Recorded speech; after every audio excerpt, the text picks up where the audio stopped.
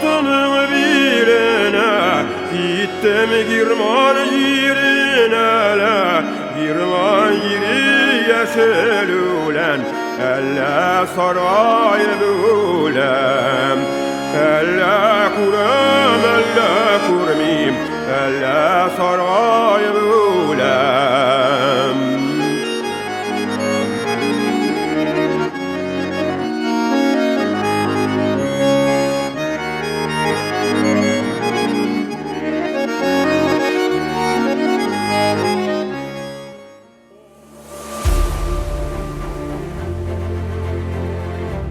Умид Губаев, участник Парада Победы 1945 года.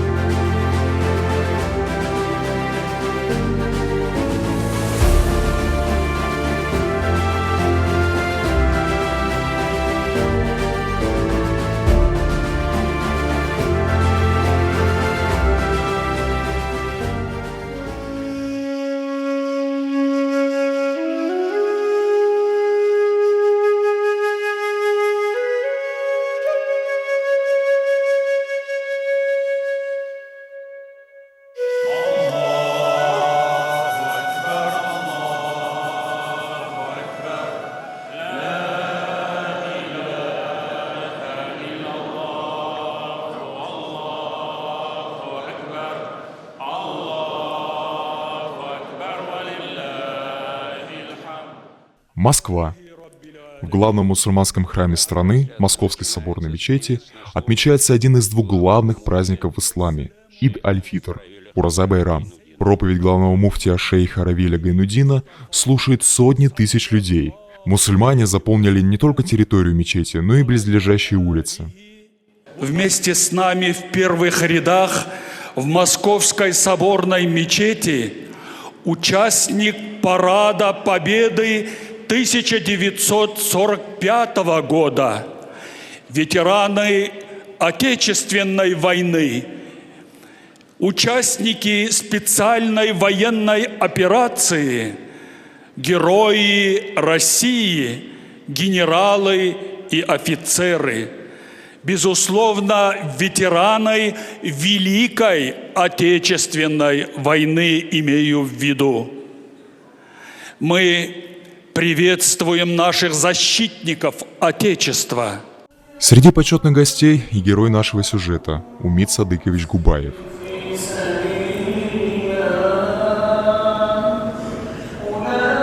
Он приехал в столицу по специальному приглашению муфтия Гайнуддина. Позже ветеран признается, что эта поездка изменила его жизнь.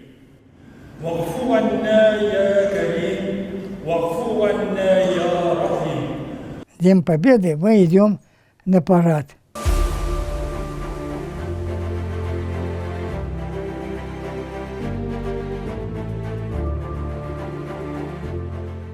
Умид Губаев – один из немногих ныне здравствующих ветеранов, принимавших участие в Параде Победы в 1945 году. Победу советских войск над фашизмом он встретил курсантом Московской военно-музыкальной школы. Да, мы открывали Парад Победы. Первый открыть Парад Победы. Потом включал сводный оркестр и шли колонны. Была команда, командующая команду к параду на шаг в марш. Да.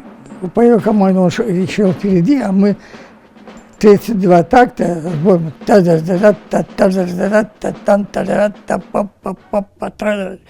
32 шага наш парад считали, и проходили мимо трибуны. Как только проходили трибуны, сразу отмах уже шли с отмахом руки, так, вверх, назад, и шли мимо, потом налево и занимали правую сторону.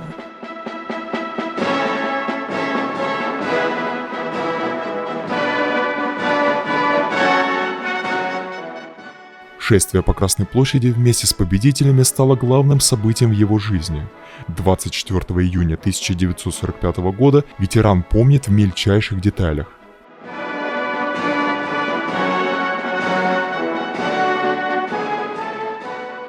Незабываемый парад героев.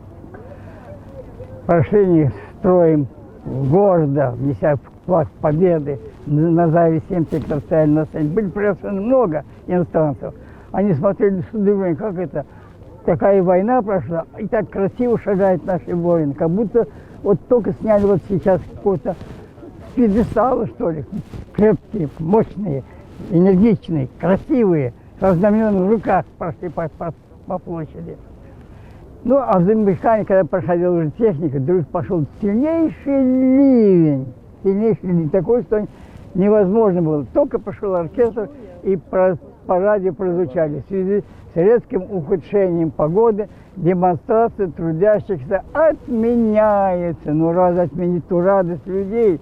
Буквально вся площадь была под ливнем, дождем, лужи, они танцуют, пляшут, поздравляют, целуют, хватают военных, кидают в воздух. Тот незабываемый день ветеран вспоминает через 80 лет, стоя на той же Красной площади. Он задумчиво и мягко шагает по главной площади страны и первым делом направляется к могиле неизвестного солдата, чтобы возложить цветы у вечного огня.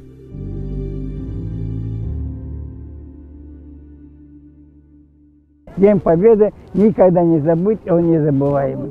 И я уверен, что наша победа будет за нами. Нашу Россию никогда никто не побеждал и не победит. Умид Губаев родился в городе Андижан, это в Узбекистане. Там он поступил в военную музыкальную школу. Вскоре учебное заведение передислоцировали в Москву, и подросток стал воспитанником столичной военной школы.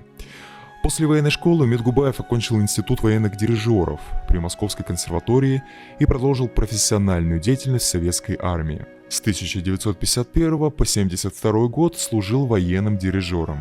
Это вы, да? Да, я сдаю экзамен. Он дает, вот что такое, задает мне вопрос, я отвечаю. Герой нашего сюжета никогда не упускал возможность учиться новому. Умид Садыкович помимо дирижерского института окончил еще и факультет иностранных языков Ферганского педагогического института. Знание немецкого языка ему особенно пригодилось во время службы в ГДР. У ветерана удивительная память. Он не забыл и родной татарский язык, несмотря на отсутствие постоянного общения на нем. Сохранил в своей душе национальный татарский дух. Annem Tatar idi, abim Tatar idi. Yaşan abim Bakan idi, Tatar abim Bakan idi.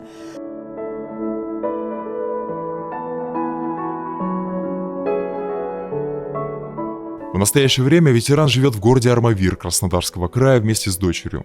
Является активным членом городского совета ветеранов. И каждый год, 9 мая, на празднике в честь Дня Победы, под торжественным маршем он вносит на городскую площадь Знамя Победы.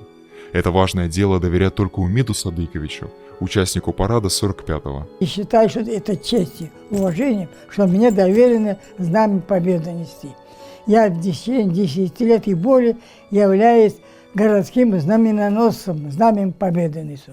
Он, уважаемый аксакал татарско-мусульманской общины Армавира, вместе со своими соплеменниками ратует за возврат и восстановление исторического здания татарской мечети, историко-культурного памятника регионального значения начала 20 века. Я люблю историю, люблю справедливость. Это несправедливо, что в этой мечети, в историческом месте, живут люди, которые никакого отношения не имеют к этой мечети. Квартируют там. Превратили просто квартиру. Ну, они не виноваты, их разместили туда. Живут, было же такое. По восстановлению этой мечети, работающей, или как памятник исторический, или школу татарскую называют, или что. Мечеть же мусульманская. Там может быть и адыгей, там может быть и любой мусульманский. Пусть это мусульманский, пусть это школа мусульманская будет мечеть. Но должен быть там. И не просто мечеть, и территория мечети должен быть. Единый народ и единая наша страна. У ветерана невероятно активный и позитивный взгляд на жизнь. Он любит ее и живет планами на будущее. На просьбу поделиться секретом такого настроя он отвечает: долг. Верность своему долгу помогает ему жить и вдохновлять всех окружающих. Я чувствую себя молодым, энергичным и думаю, что еще не один парад победы мы проведем с вами. Аминь. Поддержим победу этих сволочей, которые сейчас нам жизнь портят, и те, которые планируют. Никто не одолеет нас, россиян, в том числе и силу татарскую. Она мощная, сильная. Я вспоминаю своей улице Нариманова в Андижане, моя бабушка, мама говорила, сен татар олсам, білген, сен татар, сен пример должен быть всем ходить. И мне Герард, мен татаром болайын. Я истинный ваш долгий друг и сделаю все возможное, чтобы мы процветали, росли и провели не один парад победы. Мы победим. Наше дело правое, да? Молодец. Спасибо.